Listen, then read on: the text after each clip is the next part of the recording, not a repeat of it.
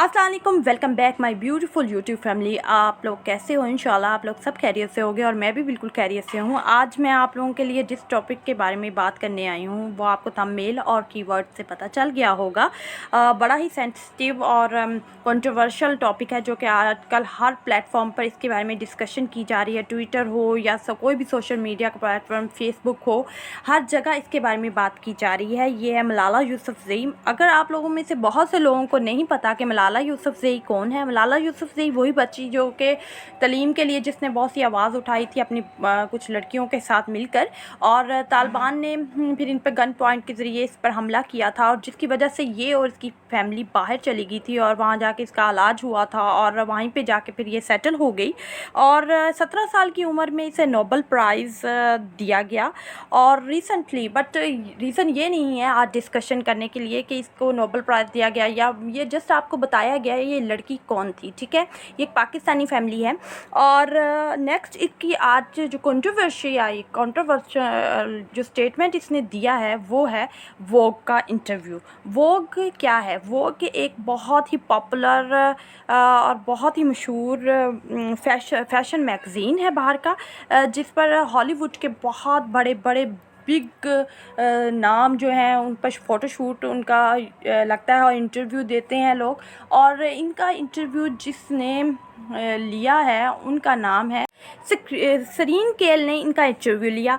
मलाला से पूछा कि पहले तो नॉर्मल बहुत ही इंटरव्यू पे डिस्कशन हो रही थी, फिर उन्होंने मलाला से पूछा कि आपकी ज़िंदगी में लाइफ में कोई है, कोई मतलब उनकी अपनी लैंग्वेज में, यानी कि अंग्रेज़ों का आपको पता है कि इस तरह ही पूछेंगे ना कि बॉयफ्रेंड या कोई इंसान या लड़का कुछ है, तो उस वक़्त वो कंफर्टेबल नहीं हुई और उसने इग्नोर किया इसे। और फिर सरीन जो कि इंटरव्यू ले रही थी तो उन्होंने बात को आगे बढ़ाया और बातें की, और फिर खुद ही इस तरह आहिस्ता आहिस्ता मलाला खुद ही इस पॉइंट पे आती गई, मोहब्बत, प्यार, रिश्तों के बारे में बात करती रही। मलाला ने बोला कि अगर आपको कोई पसंद है, जो कि कंट्रोवर्सी बनी, यानी मलाला ने बोला अगर आपको कोई पसंद है, किसी को आप अपना पार्टनरशिप बनाना चाहते हैं, ठीक है, पार्टनरशिप, तो पार्टनरशिप के लिए आपको शादी की ज़रूरत नहीं है। वर्ड्स देखें, पार्टनरशिप के लिए आपको शादी की ज़रूरत नहीं है, यानी कि किसी भी कागज़ पर दस्तखत की ज़रूरत नहीं है। अब जाहिर सी बात है, ये बात सुनकर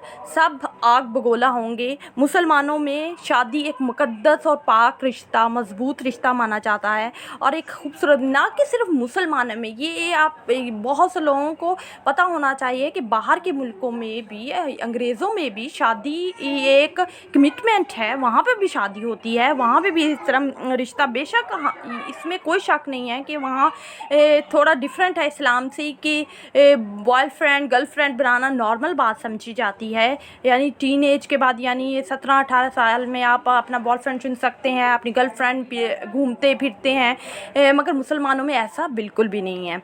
और वहाँ पे भी शादी होती है, वहाँ पे रिलेशनशिप होते हैं, वहाँ पे भी सिग्नेचर और कोर्ट मैरिज होती है, बिल्कुल वो प्रोसीजर होता है। मगर इस्लाम एक ऐसा मुक़द्दस मज़हब है, वहाँ पे ऐसी बात करना ख़ास तौर पे कि मलाला एक पाकिस्तानी सिटीज़न है और उसके साथ साथ एक मुसलमान के घर में पैदाइश होने के बावजूद ऐसी बात कर रही है।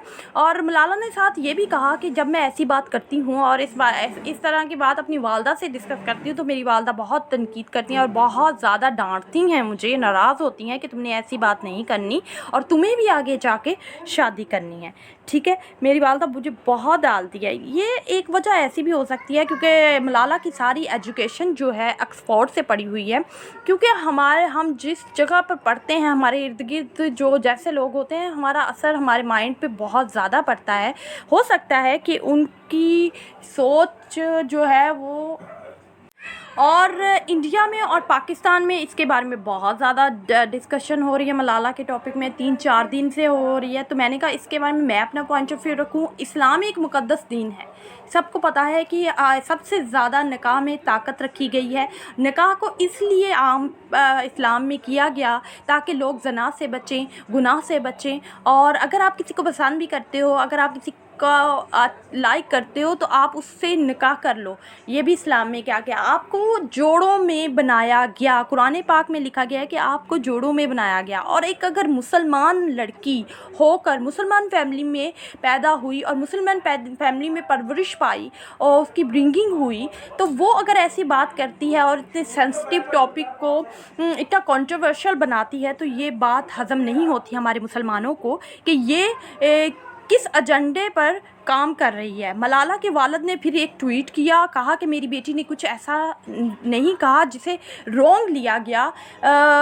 ٹویٹ کر کے بتایا کہ میری بیٹی کا کہنے کا مطلب یہ نہیں ہے, بہت ہی رونگ طریقے سے اسے لپیٹ کر پیش کیا گیا, جبکہ ایسا نہیں ہے. انٹرویو سے بالکل صحیح پتہ چل رہا ہے کہ جس خاتون نے انگریز خاتون نے انٹرویو لیا ہے ہوسٹ نے, اور انہوں نے جو کوسچن کیا ہے اس کے بارے میں انہوں نے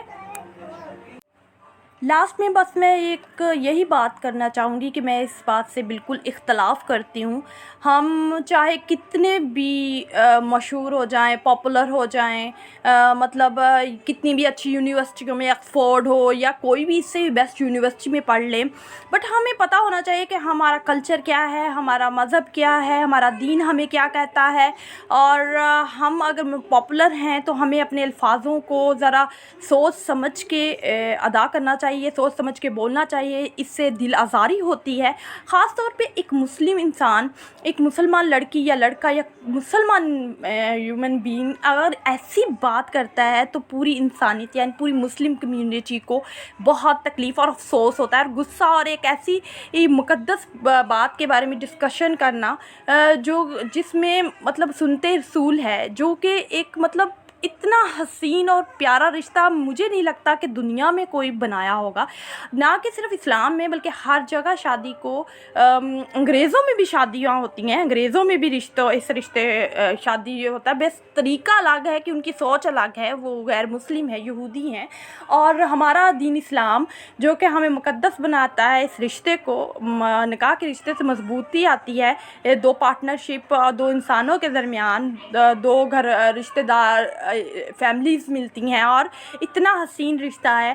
اور افسوس ہوتا ہے بس. اور مجھے نہیں پتا ہے کہ ملالہ یوسف نے یہ کس پوائنٹ آف ویو سے یہ بات کی, کس وجہ سے اسے یہ بات کرنے کی کیا ضرورت کیا تھی, کیوں یہ الفاظ اس نے کہے کہ پارٹنرشپ کے لیے سگنیچر کی ضرورت نہیں, کیا برنگنگ ہو رہی ہے اس کی, کیا وہ یہ آکسفورڈ میں پڑھ کر یہ تعلیم اس نے ایجوکیشن حاصل کی کہ وہ آکسفورڈ کی تعلیم کو تو اپنے مائنڈ میں رکھ چکی, مگر دین اسلام کیا کہتا ہے, دین ہمیں کیا سکھاتا ہے, کیا وہ سب کچھ بھول گئی, کیا وہ یہ بھول گئی کہ وہ ایک مسلم فیملی سے ہے, کیا وہ بھول گئی اس کی روٹس کہاں سے ہیں, اس کا کلچر کیا ہے, اس کا اسلام اسے کیا بتاتا ہے. اسے تھوڑا سوچ کر یہ بولنا چاہیے کیونکہ وہ نوبل پرائز لڑکی ہے, اور اگر وہ پاپولر ہے تو اسے سبق دینا چاہیے, اچھی بات, اچھے پوائنٹ شیئر کرنے چاہیے وہاں پر باہر کے لوگوں کو, انگریزوں کو, ہوسٹ کو یا کسی کو بھی بہت انٹرویو دے رہی ہے تو اچھے پوائنٹ پیش کرنا چاہیے کہ اسلام ہمارا کیا کہتا ہے.